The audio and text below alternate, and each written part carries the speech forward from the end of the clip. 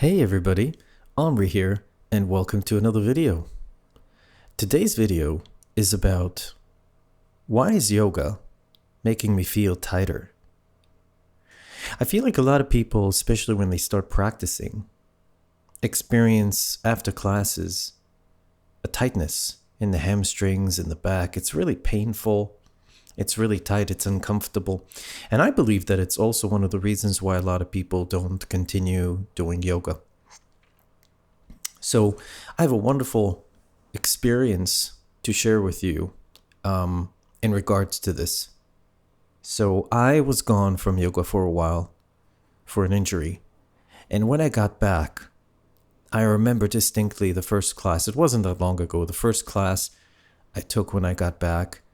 And I went into the same postures that I've always done. And my body just felt terrible. Everything was hurting. Stretching was not fun. Don't yogis always make stretching look so fun? Oh my God, look, I stretched. I brought my foot to the back of my head. Stretching can be very painful. And there's technique that has to do with stretching and moving that can mitigate a lot of the pains and a lot of the adjustments that you feel when you start practicing. So I want to go over those a little bit to explain kind of the process and what is expected when you onboard or when you start taking a new practice, yoga, any kind of yoga actually. So the first thing to understand is that your body is not used to this kind of movement and the muscles are going to struggle. In fact, one of the reasons we take yoga is because over time, our range of motion, stretching range of motion, diminishes. And that's because we don't really stretch the muscles like that anymore. Who has time between kids and a job and chores and responsibilities to also make sure every day that all your muscles get the full range of motion so that you stay supple and flexible? Not a lot of people. And honestly, it's not a big priority. It becomes a priority when suddenly you want to work on your health or your physical stamina or flexibility, or you've just decided that you want to restore some of the movement and some of the vigor that you had when you were younger. And it's absolutely possible, but it's not easy and it's a tall order. So what happens is this: as the muscles age, they get less flexible because simply we just don't use them the same way we did before. I think a lot of us are more sedentary.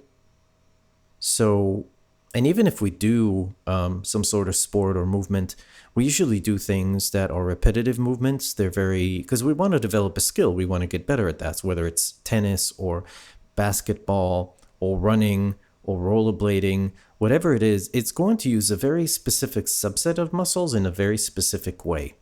Yoga, on the other hand, tries to stay away from that. It's trying to hit on everything and trying to stretch everything, not maybe at once in one class, but over time. There's so many yoga postures that address so many different parts of the body that you are going to stretch things that you might not have stretched in a long time.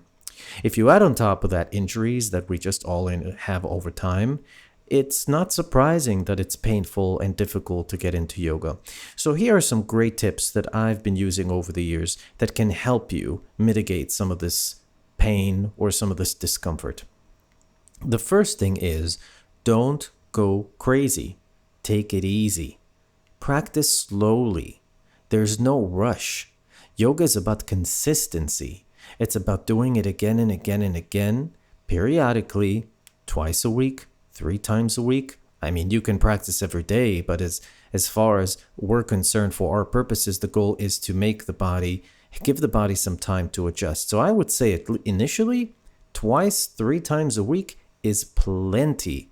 You're going to need time to recover, which takes anywhere from a day, 2 or 3. And this is what I used to do when I practiced at the beginning of my practice. I would go 1, 2, 3 days straight, and then I would notice that I would get significantly more painful. My muscles would be painful and flexibility would be diminished. And then I would take a day or two off and let myself recover and make sure that I sleep well and that I hydrate well and that I eat well.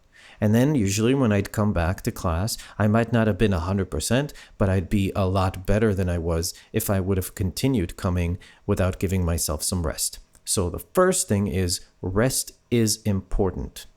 Pacing yourself, making sure you are giving the body time to recover. The second thing is to just manage expectations. You're not going to become super flexible in a month.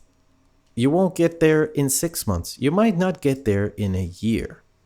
But over time, if you keep doing it, you will get more flexible.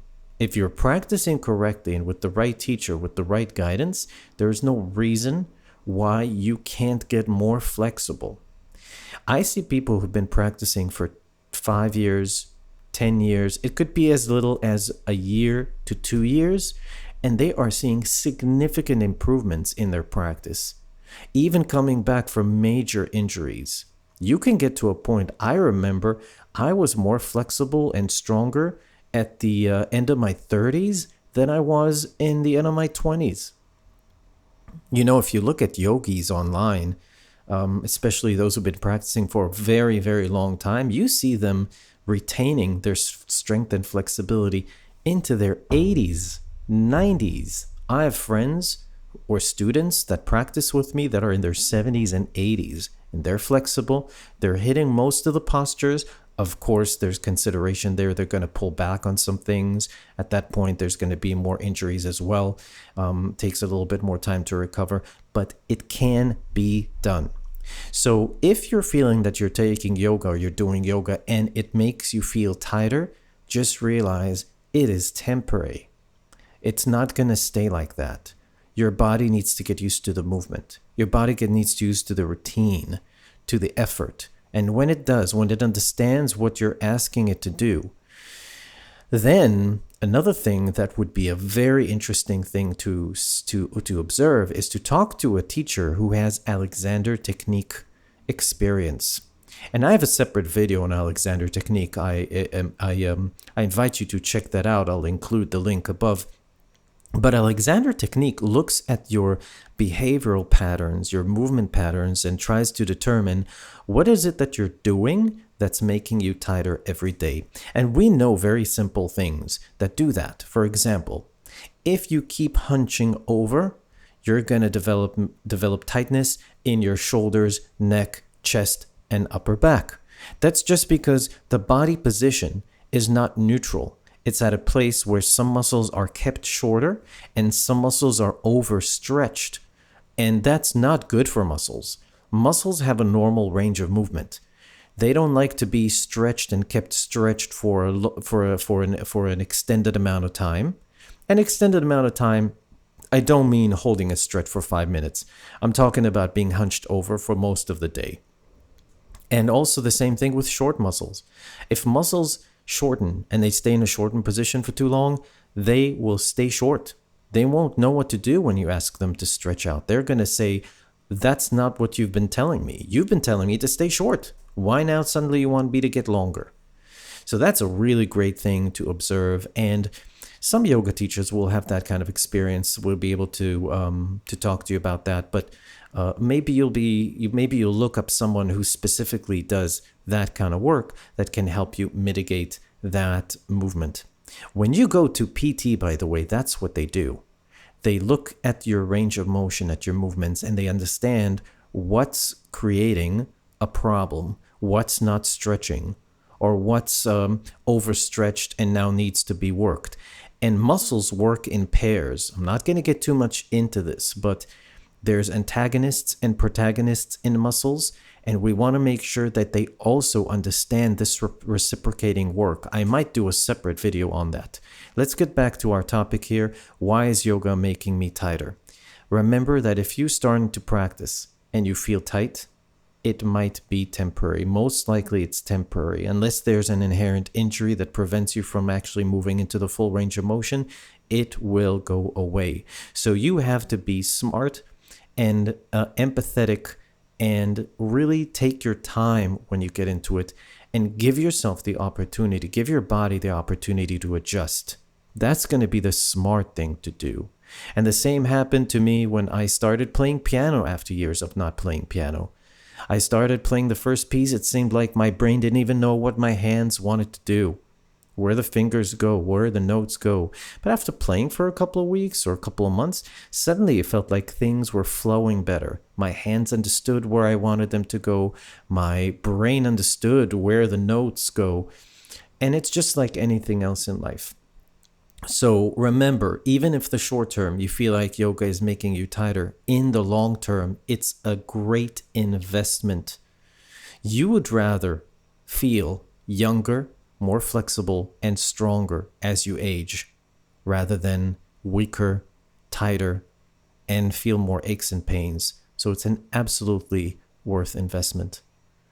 Thank you for listening, as always, and please, if you like this channel, don't forget to hit subscribe and that little bell button that will remind you when new videos come out. I'm going to release new videos every week, short sequences, other things that you can work with. Thank you for visiting, and I will see you all next time.